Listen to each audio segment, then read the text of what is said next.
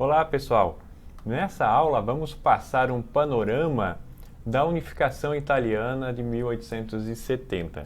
É um processo que, em termos de temporalidade, é muito próximo à unificação da Alemanha, porque eles viveram, esse processo em tempo muito parecido, até porque sofreram as consequências do Congresso de Viena de 1815, que acabou dividindo os territórios da Alemanha e da Itália, quando, a partir do Congresso de Viena, as monarquias ganhando força, restauram o poder dos Bourbon.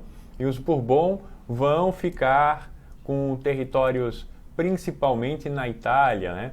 Então, aqui para você ver e ter uma ideia, como a Itália estava dividida, ficou dividida, melhor dizendo, depois do Congresso de Viena. Então, por exemplo, o reino sardo-piemontês, governado por uma dinastia italiana, era autônomo e soberano. O reino lombardo-veneziano, governado pela Áustria. Então, a Áustria ocupou essa região da Itália, tá ok? Então, logo nós vamos ver aí como isso ficou dividido no mapa também. Os ducados de Parma, Módena, Toscana, governada por duques, mas duques subservientes, que obedeciam à Áustria. Então, o forte domínio austríaco,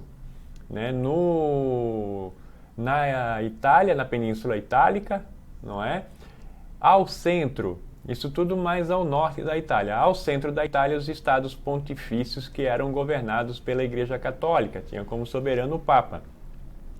Isso já era uma tradição que vinha do período medieval, após a queda de Roma, então, lá quando no fim da Antiguidade, quando da queda de Roma em 475 depois de Cristo, a Igreja começou a governar Roma e criou ali os estados pontifícios e ao sul o reino das duas Sicílias, governado pela dinastia de Bourbon, que era uma dinastia francesa.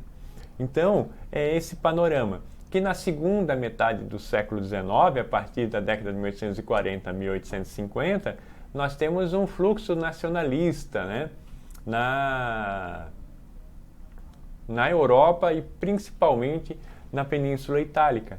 Então aqui a gente pode ver, o reino de Piemonte e Sardenha, esse em laranja,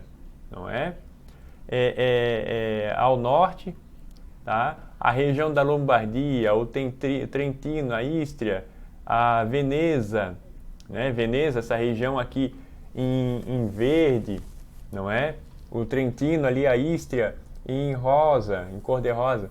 Todas essas regiões, dominadas pela Áustria, tá? E mais essa região em amarela também, que é a região ali da Lombardia, da Toscana, a região de Parma, toda essa região da Itália é sob domínio austríaco, domínio direto da Áustria. O Trentino, Veneza ali eram os duques subservientes à Áustria na época, chamado Império Austro-Húngaro, A gente pode observar ali no mapa também. E ao sul, o reino das duas Sicílias, governado pelos Bourbon, que pega ali do centro da Itália até o extremo sul da Itália, Essa parte mais em bege, E os estados da Igreja, essa parte aqui onde se concentra Roma, em roxo aqui. Então assim estava dividida a Itália, até o período da unificação, até o período da conclusão da unificação em 1870, ok? As primeiras tentativas, então, de libertar a Itália, foram lideradas por Giuseppe Mazzini, que lutaram contra, promoveram ações e manifestações contra o domínio austríaco no território italiano, E com um movimento com um cunho, logicamente, nacionalista, E estavam lutando, sobretudo, para a unificação da Itália, mas foram derrotados e a partir daí, a luta pela unificação ela começa a ser liderada pelo reino sardo-piemontês, que era um reino de dinastia italiana, Então aqui começa o processo ali com Giuseppe Mazzini e posteriormente né, o movimento de Risorgimento, né, um movimento que pretendia fazer a Itália reviver seus tempos de glória, né, as glórias sempre, quando na Itália se falou isso, era remontando ao Império Romano. E aí teve como uma liderança central aí o Conde de Cavour, né, o Conde de Cavour, que era da aristocracia, né, tinha uma relação com os franceses, ele era produtor de vinho, ele tinha um vinhedo no norte da Itália, tá? Mas ele vai ser uma das figuras centrais aí na constituição da unificação italiana, porque ele vai ter apoio da burguesia comercial e dos proprietários rurais também, né? E uma ajuda da França também nesse combate aos austríacos, né? Então ele vai conseguir organizar uma força militar para expulsar os austríacos do norte da Itália, né? E assim começa o feitio da nova Itália, digamos assim, dessa Itália unificada, né? E aí depois ao sul nós vamos ter a presença de Giuseppe Garibaldi, que esse vai atuar, né, no reino das duas Sicílias, né, na luta contra a dominação dos Bourbon, não é? Lembrando que Giuseppe Garibaldi teve uma passagem pelo Brasil, né, sobretudo Rio Grande do Sul e Santa Catarina, tá? Que aqui em Santa Catarina, na cidade de Laguna, ele vai conhecer Anita Garibaldi, que vai casar com ele.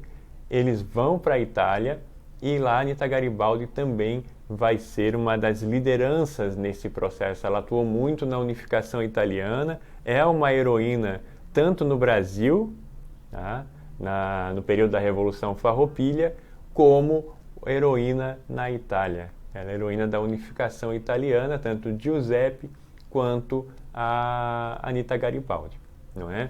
Então é esse processo interessante, essa relação do Brasil com a unificação italiana, né?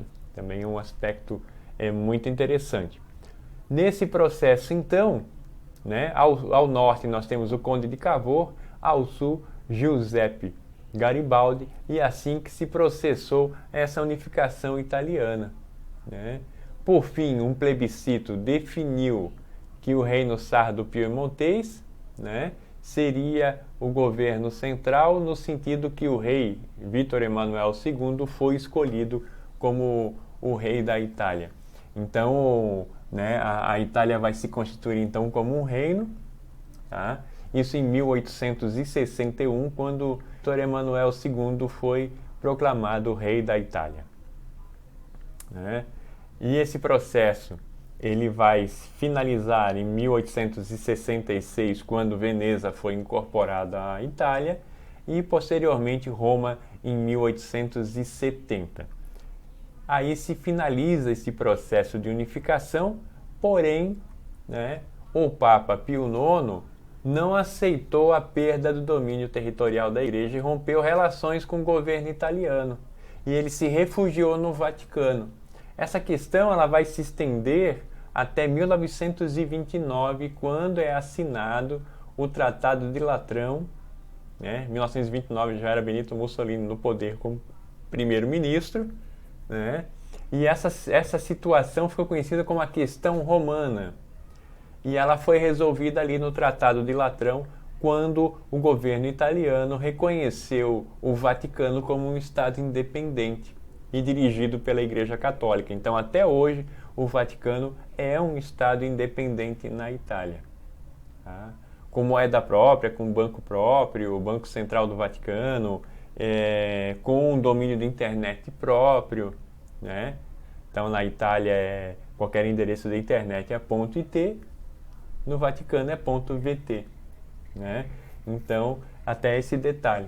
Então, é esse processo que ocorreu na unificação italiana, e até o final da Segunda Guerra Mundial a Itália era um reino, tá? Depois da Segunda Guerra Mundial, com a queda do fascismo, a Itália passou a ser uma república parlamentar. Até aqui, né, até o final da Segunda Guerra Mundial, era uma monarquia parlamentar, ok? Então nossa aula hoje trouxe essa questão, a unificação italiana, né, de 1870. Um abraço a todos e até mais.